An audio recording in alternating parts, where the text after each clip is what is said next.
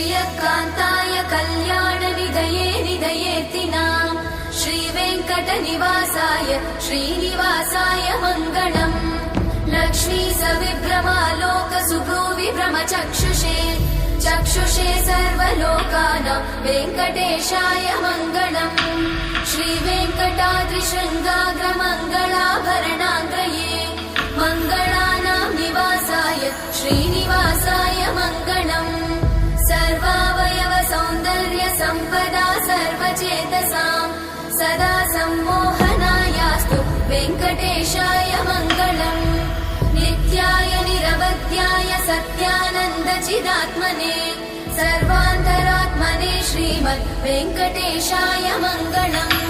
स्वतः सर्वविदे सर्वशक्तये सर्वशेषिने सुलभाय सुशीलाय वेङ्कटेशाय मङ्गलम्